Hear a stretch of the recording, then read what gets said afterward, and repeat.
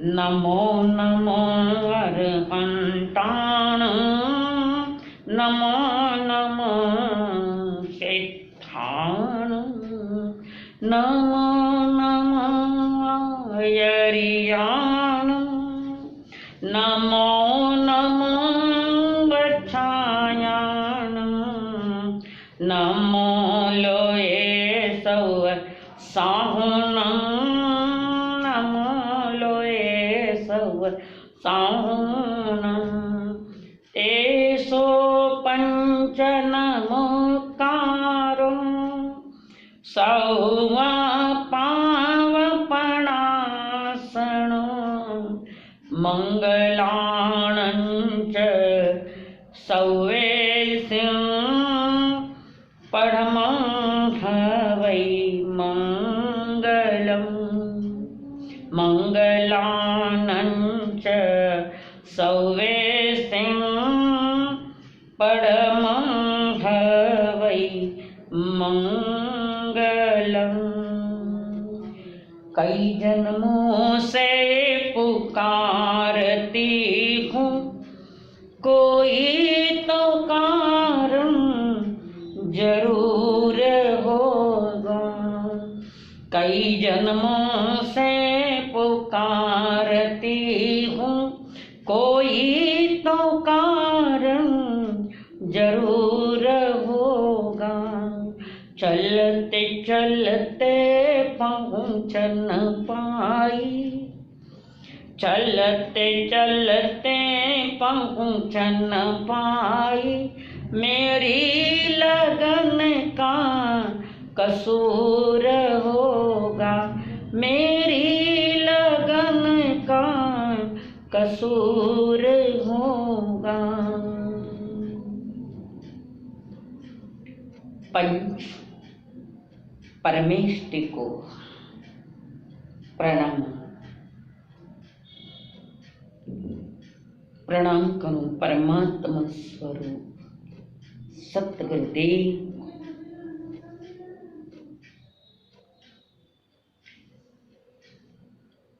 इस आर्यावर्त के महाश्रमण, महामानव, महाश्रमण, अंतिम तीर्थंकर मातृश्ला के लाल,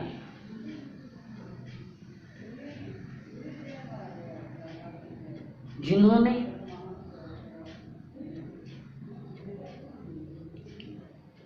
तीस वर्ष की उम्र में संयम धारण किया है। यहाँ कुछ चिंतनीय बातें हैं। कहते हैं कि माँ ने या पिताजी ने वर्धमान को कहा कि जब तक हम जिंदे हैं तब तक संयम नहीं लेना, और माता पिता के कहने से 2 साल रुके हुए हैं। ऐसा आता है वर्णन। इस वर्णन में थोड़ा सा चिंतन करने की बात है कि जिनका पुण्य प्रबल और उत्कृष्ट से उत्कृष्ट पुण्य का धन लेकर आए हुए तीर्थंकर भगवान महावीर, क्या उनके जीवन में ऐसी अशुभ घटनाएं हो सकती है कि माता पिता रखे नहीं? मेरी ये बात आप मानो, ये मेरा आग्रह नहीं है, पर थोड़ा चिंतन करें। तीर्थंकर का पुण्य इतना प्रबल होता है संसार में कि उन्हें माता पिता का वियोग होने का कोई कारण नहीं। ऐसा एक भी तीर्थंकर नहीं का जिनके माता पिता का वियोग होने के बाद वे दीक्षित हुए हैं। इस पर थोड़ा सभी को चिंतन करना। चलो वो है नहीं है, ये कोई बहुत विशिष्ट बात है या बहुत बड़ी चिंतनीय बात है, ऐसा नहीं है। ठीक है विषय। तीर्थंकर महावीर ने दिशा लेने के बाद 12.5 वर्ष तक ध्यान किया। कठोर ध्यान, कठिन ध्यान। ये कठोर ध्यान में कई उपसर्ग आए, कई परिसर आए हैं। जब ये ध्यानावस्था में, तब तो उनको शुक्ल ध्यान तो नहीं था, धर्म ध्यान था। और बीच में खाद्वार अर्थ ध्यान भी हुआ है, जिस समय काना में किले ठोके गए थे उस समय चीख जो निकली उनके मुखारबिंद से, अरे आकाश तक आवाज पहुंच गई, इतनी भयानक चीख थी। फिर भी शांत है, अपने ध्यान में लीन है। ये ध्यान अवस्था चलती रही जब तक पूर्ण ज्ञान नहीं खोवे तब तक। और पूर्ण ज्ञान जब हो गया, घात्या कर्म जब नष्ट हो गए, तो परमात्मा ने अपनी देशना में आगम वाणी नहीं सुनाई, परमात्मा ने अनुभव वाणी सुनाई। तीर्थंकर जी के पास कोई आगम नहीं होते हैं। तीर्थंकर की वाणी आगे जाकर जब लिखी जाती है तब वो आगम कहलाते हैं। अनुभव वाणी और आगम वाणी की अपेक्षा भी अनुभव वाणी श्रेष्ठ है, सब श्रेष्ठ है। कारण अनुभवों से आदमी को जो ज्ञान होता है वो आगम से नहीं होता है। तो ऐसे अनुभवों के धनी तीर्थंकर देव भगवान महावीर स्वामी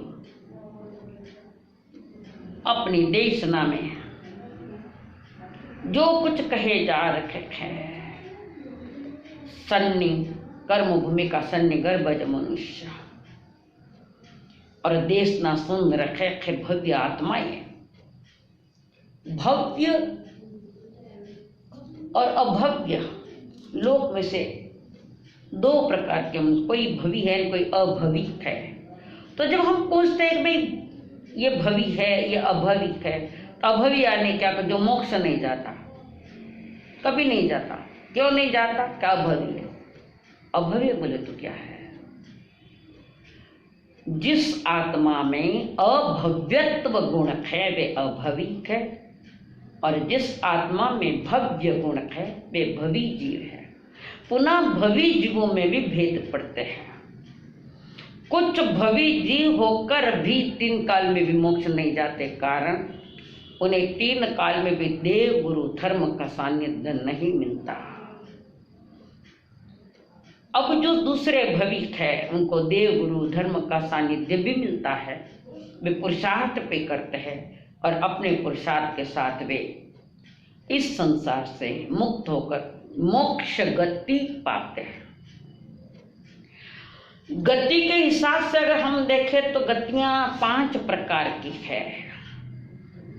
नरक गति, तिर्यंच गति, मनुष्य गति, देव गति और मोक्ष गति। गति के हिसाब से देखें तो 5 गतियां हैं, आगत के हिसाब से देखें तो 4 है। कारण जो जीव मोक्ष पधार के मोक्ष स्थान पा लिया है उनको आने का कोई कारण तो है नहीं। कारण जिन कारणों से संसार में जन्म लेना पड़ता है तो वो कारण उनके पास नहीं है। राग और द्वेष ये मूल बीज है गतियों के, और उससे वे मुक्त हो गए हैं। तो जो राग द्वेष रहित यानी वितरागता को प्राप्त कर गए और सर्वज्ञता को प्राप्त गए, उनकी एक ही गति है, वो है मोक्ष। तो कई दिनों से आपके सामने थोड़ा आयुष्य कर्म की चर्चा चल रही है। आयुष्य यानी जीव के साथ जो शरीर रहता है कितने वर्ष रहेगा, कितने समय तक रहेगा, ये आयुष्य कर्म निर्धारित करता है कि शरीर में कितने साल तक वो बंद रहेगा या क्या करेगा, अंदर में शरीर सहित रहेगा। ये आयुष्य कर्म निर्धारित करता है। तो ये आयुष्य 4 प्रकार की जो थे, नरक, तिर्यंच, मनुष्य और देवता। तो ये 4 गतियों के आयुष्य की स्थितियां जो है वो सारी मनुष्य द्वारा निर्मित है, कर्म द्वारा। तो हमारे ही कर्म निर्णायक है। निर्णायक ना कोई महावीर है, ना कोई तीर्थंकर है, ना कोई देव है, ना कोई दूसरा है। हमारे अपने कर्म ही हमारा निर्णय करते हैं, और निर्णय के अनुसार उनको जाना पड़ता है। कुछ दिनों से हम चर्चा करेंगे नरक गति के बंध के जो कारण है, वो कारण बताए। तिर्यंच गति में जाने के कारण भी आपके सामने हमने रखा है। मनुष्य गति के भी हमने, मनुष्य गति प्राप्ति के जो 4 कारण थे उसकी भी चर्चा हुई। आज अगले इसमें हम मनुष्य देव गति में जाने के क्या क्या कारण है, कैसे है और कौन से है। तो ज्ञानी जन जो कह रहे हैं कि देवत्व गति की, देव गति की प्राप्ति में हमारी दृष्टि की निर्मलता होनी चाहिए।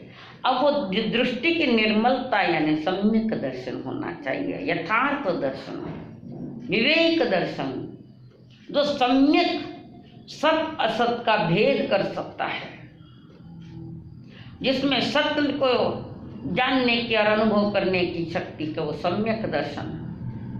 तो दृष्टि की निर्मलता, बाह्य दृष्टि की बात नहीं कर रही हूँ, आत्मदृष्टि की बात कर रही हूँ। तो देवत्व की प्राप्ति में हमारी दृष्टि की निर्मलता हो। अगर दृष्टि की निर्मलता नहीं है तो कोई जीव जा भी सकता है देवलोक में, पर हीन जाति का देवता बनता है, हीन जाति। तो देवगति में जाना कोई खास बड़ी बात थोड़ी है। जो व्यक्ति मनुष्य योनि में दृष्टि की निर्मलता के साथ न्याय, नीति, ईमानदार व्रत आदि, महाव्रत आदि ग्रहण करके देवलोक में जाता है, उसकी महिमा है। वृत्ति महावृत्ति न बनकर देवलोक में जाना कोई कीमत नहीं है, पुण्य क्षय करके वहां वापस आना है। पर जो जीव मनुष्य भाव में वृत्ति और महावृत्ति यानी श्रावक और साधु बनकर देव गति में जाता है, उस देव की, उस देव गति की और देव की वैल्यू है, कीमत है। देवता के पास देव गति में भौतिक साधनों के अंबार लगे हैं, बहुत अंबार है, और नीचे नीचे वाले देवता उस अंबारों का भोग करते हैं, भोग करते हैं, ऐश करते हैं। कारण भौतिकता बहुत है उनके पास। फिर भी याद रखो, कुछ ऐसे विशिष्ट देव है, वे देवगति से प्रसन्न नहीं है, वो देवगति से प्रसन्न नहीं है। ऐसे जो जीव है, जैसे 9 लोकांतिक जो वैरागिक है या अनुत्तर विमान वाले है आदि, वो उस देवगति से प्रसन्न नहीं है। कारण उनके पास सम्यक दर्शन की और वैराग्य भी है। तो वे कहते हैं यह भौतिकता हमें मोक्ष की ओर नहीं ले जा सकती। इस भौतिकता में हम कोई व्रत पचखान कर ही नहीं सकते, कारण वहां भौतिकता में 4 गति में सर्वश्रेष्ठ है तो देव गति वाले है, पर वे खुश नहीं। सुना कहीं, पढ़ा भी है कि जिस समय तीर्थंकर देव दीक्षा लेने की तैयारी में है, वे महलों में रहे तो भी वैरागी रहे और जंगलों में रहे तो भी वैरागी रहे। उनके लिए महल और जंगल सब समान है। ना महलों में मंगल है, ना जंगलों में मंगल है। मंगल है तो निज आत्मा में मंगल है।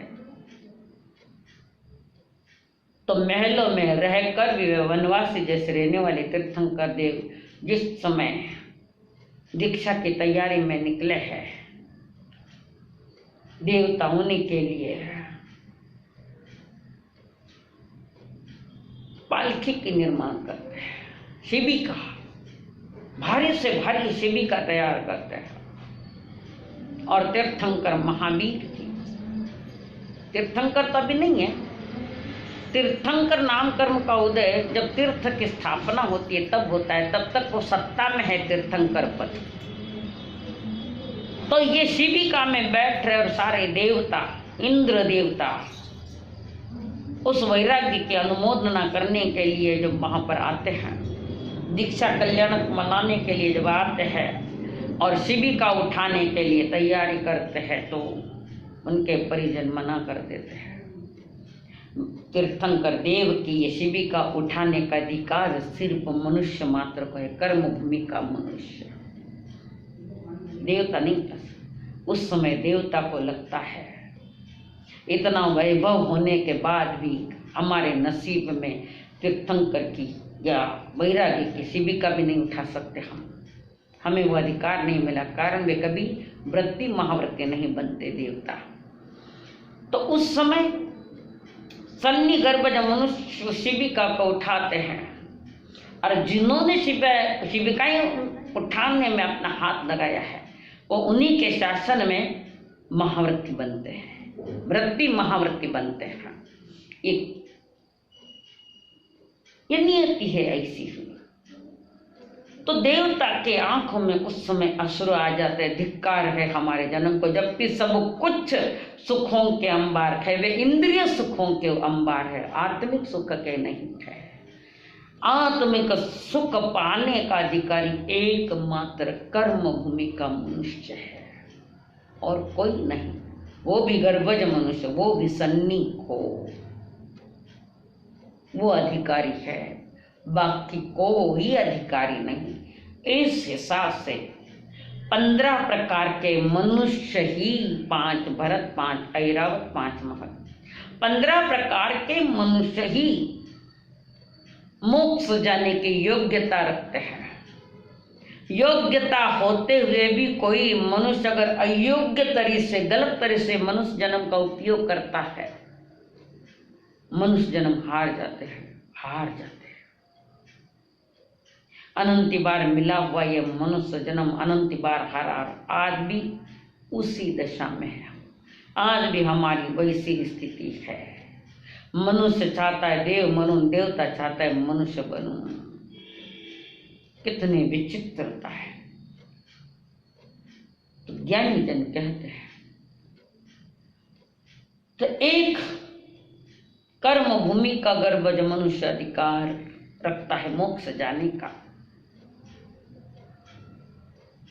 पर वर्तमान में भरत ऐरावत में मोक्ष की परंपरा भी खत्म हो गई। अंतिम केवली जो बने थे हमारे जम्बू स्वामी जी, जो मोक्ष पधारे, उसके बाद जो आई है प्रभुवा जी, जो आचार्य है, जम्बू स्वामी के शिष्य है प्रभुवा, जमाने का जाना माना चोर साहूकार हुआ है। और वहाँ आचार्य पद प्राप्त करो, अपना आचार्य पर संघ का नायक बनकर काम कर रहे हैं। आयुष्य पूरा करके वे देवलोक में जाते हैं। देवलोक में जाने की अपेक्षा अगर मनुष्य महाविद्य में जाए तो बहुत कुछ चांसेस है। ये मनुष्य की वृत्तियां और प्रवृत्तियां पर निर्भर है कि मनुष्य ने किसको ज्यादा स्थान दिया है। देव गति के बंध के कारणों को ज्यादा स्थान है या मनुष्य गति में जाने के जो 4 कारण उसको बड़ा स्थान दिया है।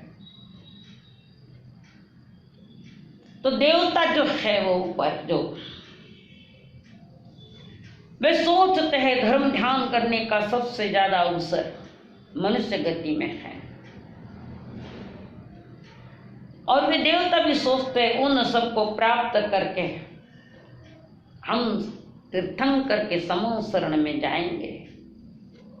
ये देव पर्याय छूटने पर हम तीर्थंकरों के समूह शरण में जाएंगे और वहां का वह दिव्यता का भव्यता का अनुभव करेंगे। और मनुष्य बन मुक्ति की साधना करके, मनुष्य बनकर मुक्ति की साधना करूंगा मैं, रत्नत्रय सम्यक दर्शन ज्ञान और चर्य से साधना करूंगा, और इस साधना के आधार पर मुक्त हो जाऊंगा। मोक्ष के लिए 3 ही कारण है, चौथा कोई कारण नहीं है। सम्यक दर्शन, सम्यक ज्ञान और सम्यक चारित्र, ये 3 है। कोई कहते कई जगह आगमों में तप भी आया तो तप को चारित्र में मिला दिया है। आध्यात्म जगत में 3 ही कारण दिए हैं, आगम शैली में 4 दिए हैं, ज्ञान दर्शन चारित्र और तप। तो ज्ञानी जन वो देवता जो इंद्र बने हैं 64 सभी के सभी भविक है, मनुष्य भोग को पा करके मुक्त जाएंगे। उनकी जो देवियां हैं वे भी भविक है, इंद्रों के पहले, इंद्र देवताओं के पहले आयुष्य पूर्ण करके मनुष्य जन्म पाकर मोक्ष जाएंगे। इसलिए इंद्र देवियों का बहुत बहुमान करता है कि हमारे पहले ये मोक्ष पद पालेगी, हमारी उम्र ज़्यादा है और हमसे इनकी उम्र कमी है। वो देवियों को कहते हैं धन्य हो तुम, देवगति में आए हमारी रानियां बने इसलिए नहीं, धन्य हो तुम कि आप यहाँ से जल्द आयुष्य पूरा करके मनुष्य योनि पाकर मोक्ष जाओगे। ये नारी जाति का गौरव इंद्र भी कर रखे। तो वो देवता सोचते हैं कि मैं मनुष्य जन्म पाकर मुक्ति की साधना करूंगा। इस मुक्ति के बीज कहाँ बोना है, कैसे बोना है, किस भावना के साथ बोना है, इसकी सावधानी मनुष्य को रखनी पड़ेगी। स्वयं के प्रति सावधान, निज आत्मा के प्रति सावधान होना पड़ेगा। निज आत्मा के प्रति अगर आप सावधान नहीं बने तो यह प्रमाद दशा, मनुष्य जन्म इस प्रमाद में यानी पाप में अपनी जिंदगी खो देता है। चंद लोग होते जो प्रमाद दशा को छोड़कर अप्रमत्त दशा में रहते। तो अप्रमत्त दशा में साधु न तो व्याख्यान दे सकता है, न किसी को उपदेश दे सकता है, ना किसी को दीक्षा दे सकता है, ना कोई ग्रंथ शास्त्र लिख सकता है। कारण ये सारे बाह्य कार्य जो है वे सब प्रमाद दशा वाले हैं। तो अप्रमत्त दशा की निज आत्मा की जवाबदारी संभालते हुए जो ध्यान में लीन है, प्रारंभ सप्तम गुण स्थान से होता है ये अप्रमत्त दशा। यह अप्रमत्त दशा आगे चढ़ते चढ़ते मोक्ष तक ले जा सकती है। प्रमाद दशा में तो अनंत भव खो दिए हमने, पता नहीं कितने भव खोए थे, वो भी मनुष्य के, गर्भज मनुष्य के कितने कितने भव खोए। अनादि भी बीत गया, अभी भी समझ पैदा नहीं हुए। परमात्मा कह रखे हे देवाणु पियो समयम गोयम मापमाय, समय मात्र का भी तुम प्रमाद मत करो। तो यहाँ पर वे स्वयं सोच रहे। तो देव गति को पाने की कुछ बातें हैं। अकाम निर्जरा बाल तपांसी देवस्य, अकाम निर्जरा, सकाम नहीं, बिना इच्छा की निर्जरा होती जा रही है। बाल तप यानी मिथ्यात्विका, बाल तप कहा जाता। कितनी भी तपस्या करे, कितने भी तप करे, छोटे बड़े कितने भी करे, वो बाल तप ही गिना जाएगा। कारण वो मोक्ष का कारण नहीं, कारण मिथ्यात्व के साथ है। वो मिथ्यात्व यानी झूठी मान्यताएं, खोटी मान्यताएं। जो जैसा है वैसा नहीं समझना और जो जैसा नहीं है वैसा समझना, इसका नाम है मिथ्यात्व। दूसरा महादेव है आयतन सेवा, सच्चे देव गुरु शास्त्र की सेवा करना तथा उनकी सेवा में रहने वालों की भी सेवा करना।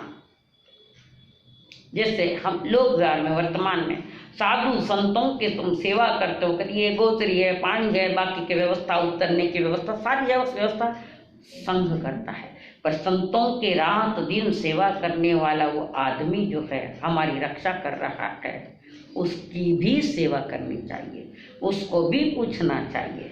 साधु संतों की सेवा करके निकल गए, उस आदमी की कौन करेगा, उसकी क्या व्यवस्था है? ये श्रावक को ध्यान रखना चाहिए। तो ही ये श्रावक गति है कि जिनकी तुम सेवा करे हो, देव गुरु धर्म की जो सेवा कर रहे हो, तथा उनकी सेवा में जो है उनकी भी थोड़ी रोटी कपड़ा मकान आदि की जो सेवा करनी पड़ेगी। आयतन तो वही है जो हमारे कल्याण में निमित्त बने, वो आयतन है। फिर देवगति के प्राप्ति में और एक कारण धर्म श्रवण। धर्म श्रवण देवत्व की प्राप्ति में कारण है। धर्म श्रवण करते जिनकी दृष्टि निर्मल बनेगी, धर्म श्रवण करते जिनकी दृष्टि निर्मल बनेगी, वो अंतर से आत्मा की आवाज सुनाई देगी। निर्मल दृष्टि नहीं है तो नहीं सुनाई देगी। जैसे रोहिणी चोर कथा मालूम है कि पांव का कांटा निकालने के लिए कान में लगी उंगलियां निकाली तो दो शब्द उसके कान में पड़ गए थे। जब बाप ने मना किया तो उनका सुनना मत, और दो शब्द पड़े थे, देवताओं के पांव धरती से अदर होते, उनके गले में फूलों की माला कभी कुमलात नहीं जाती। बहुत बड़ा षड्यंत्र हुआ अभय के साथ, अभय के द्वारा, मंत्री अभय, रोहिणी को पकड़ने का। और वो कहते तुम यहाँ कैसे नाथ बने, आदि आदि जो बातें पूछते, जैसे देवलोक में वहां जाकर उत्पन्न होता है तो वह बोलते हैं आप हमारे नाथ कैसे बने, हम देव या है। तब उससे याद आया कि मैंने सुनी थी 2 बार देवता के पांव अद्दर होते हैं, धरती से ऊपर होते हैं कुछ, और मालाएं कुमलाती नहीं। उसने नजर मारी, अरे ये षड्यंत्र है मुझे पकड़ने का। तब वो कहता है कि मैंने ये किया, ये पुण्य किया, ये पुण्य किया, अमुक किया, तमुक किया, अमुक सारी बातें बताता है। बच गया, उस षड्यंत्र से बच गया, जीवन से बच गया। और वहां से निकलकर अपने पिता के पास आकर कह दिया आज से मैं आपका पेशा नहीं संभालूंगा। जिनके 2 वचनों ने मुझे मुक्त कर दिया, बचा दिया, 2 वचन ने, पूरी वाणी सुन लूं तो क्या होगा। ये धर्म श्रवण 2 ही लाइन थे, तुमने धर्म श्रवण कितना किया ये मूल्यवान नैतिक है। कई जीव ऐसे कि एक बार ही धर्म श्रवण करके संभल गए हैं।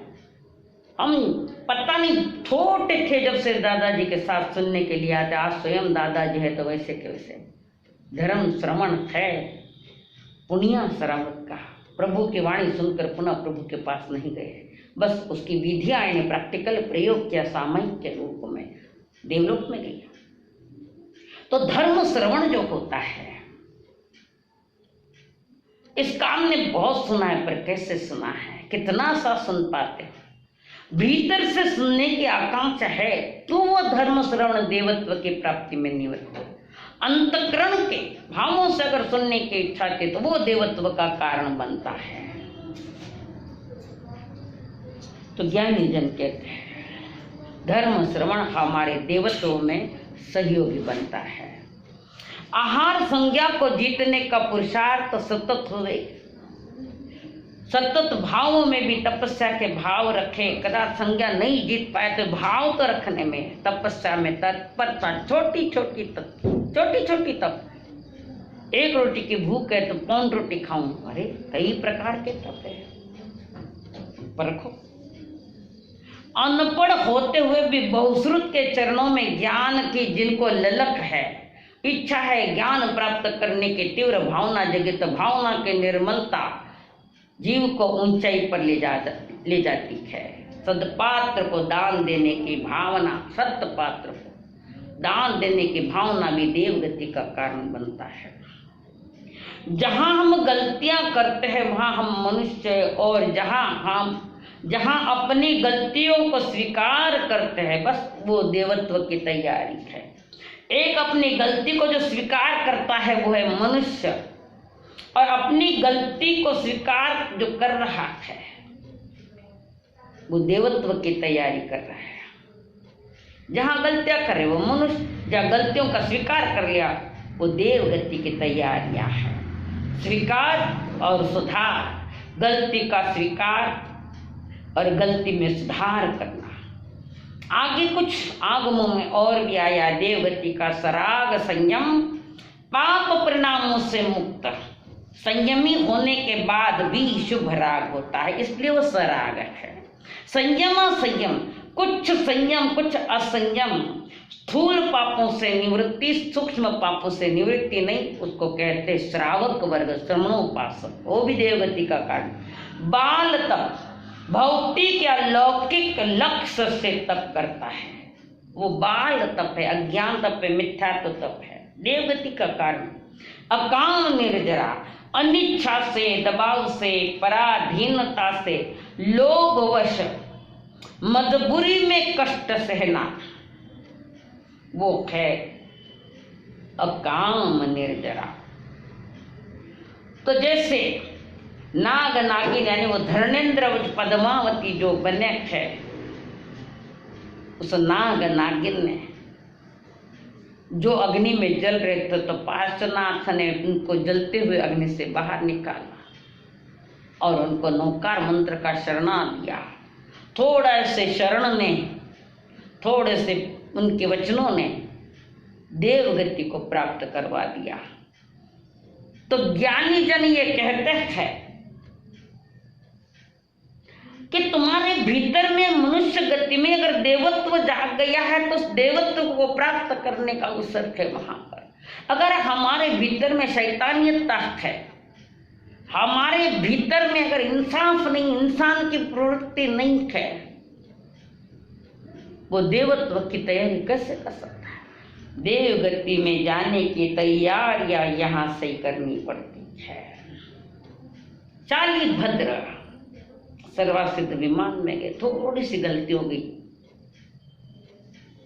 थोड़ा खुद को संभाल लेते तो हो सकता था मोक्ष, थोड़ा सा राग अटका गया, थोड़ा सा, ज्यादा नहीं।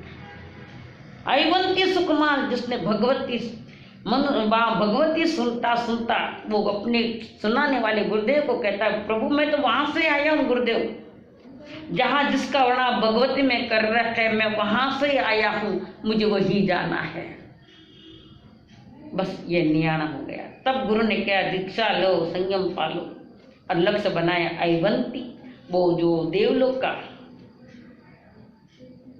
उस देवलोक में अगर ये नहीं कहता कि मुझे वहां पर जाना है, नियाना नहीं करता तो हो सकता था उनकी साधना उनको मोक्ष की ओर ले जा सकती थी। तो ज्ञानी जन जो कुछ फरमा रखे थे, चतुर्थ गति की चौथी गति की बात जो आयुष्य कर्म का चौथी बात है, तो आयुष्य कर्म है, पांचवा कर्म। इस आयुष्य के जो 4 भेद दिए हैं, नरक, तिर्यंच, मनुष्य और देवता, यहाँ इनका आयुष्य इनकी आयुष्य की एक सीमा है। आत्मा का शरीर के साथ रहने की जो सीमा है, कम ज्यादा है, बहुत सारी है, इसलिए ये 4 गति ही आयुष्य पकड़ी है। मोक्ष गति में आयु की कोई सीमा नहीं, वो है अनंत काल तक चल रहा है। तो ये 4 गतियां जो बनी है वो कर्माश्रित बनी हुई है, और मोक्ष गति ये आत्माश्रित बनी हुई है। जहाँ जहाँ कर्म है वहाँ वहाँ 4 गतियाँ हैं, और जहाँ जहाँ कर्म नहीं है वो है मोक्ष गति। तो कर्म रहित होकर इस संसार के दुखों से मुक्त होने की साधना परमात्मा ने कर्म सिद्धांतों के द्वारा समझाई। आज आपके सामने देव गति का जो वर्णन हमने किया है, आयुष्य कर्म की ये 4 बातें पूरी, बाकी की बातें यथा समय सुनाई जाएगी।